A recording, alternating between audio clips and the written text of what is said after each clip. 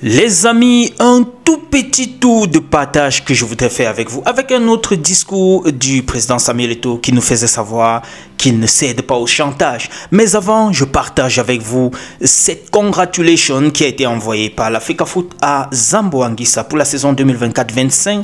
Ils ont remporté comme ça là, une fois de plus, le championnat en Série A après avoir gagné Cagliari 2-1 qui leur permet donc ainsi de prendre une longueur d'avance d'un seul point sur Inter et ont réussi comme ça de remporter une seconde fois le championnat en Série A. Félicitations aussi à toi, Zambo Anguissa. On va également partager, autant pour moi, une autre congratulation venant de la Fédération camerounaise de football en direction de Jonskin Dawa, qui également a été le gagnant du côté de la Roumanie. On va également parler d'Arthur Avom et aussi de Darling Yongwa, qui ont bénéficié eux aussi après leur victoire de cette congratulation envoyée par la Fédération camerounaise de football. Je vous laisse d'abord écouter ceci.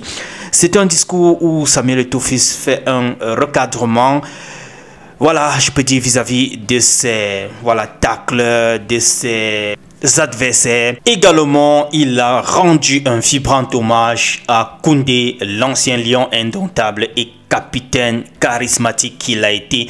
Bref, je vous laisse écouter. Bon visionnage. Malgré un environnement complexe, nous tenons le pari de l'organisation de nos compétitions majeures, en l'instar de notre beau championnat, l'un des plus attractifs et des plus compétitifs de ces dernières années. Seulement, certains acteurs, animés par une volonté manifeste de casser la belle dynamique des réformes initiées dans notre football depuis plus de 3 ans, ont tenté à travers le chantage, je ne marche pas au chantage, et la délation de faire obstacle à notre projet. Malheureusement pour eux, ils n'ont pas pu aveugler. Permettez-moi de saluer la mémoire d'un grand homme qui nous a quittés il y a quelques jours.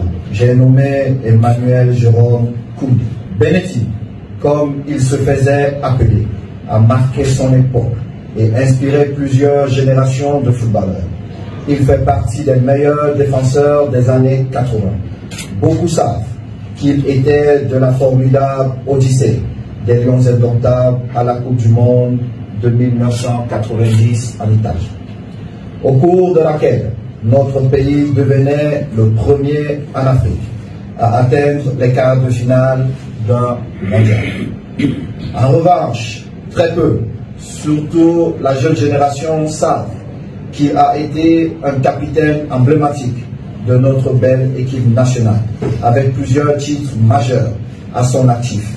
Vainqueur de la Coupe afro-asiatique, il a remporté la Coupe d'Afrique des Nations en 1984 et en 1988. Son palmarès élogieux a aussi été marqué par de succès probants en club.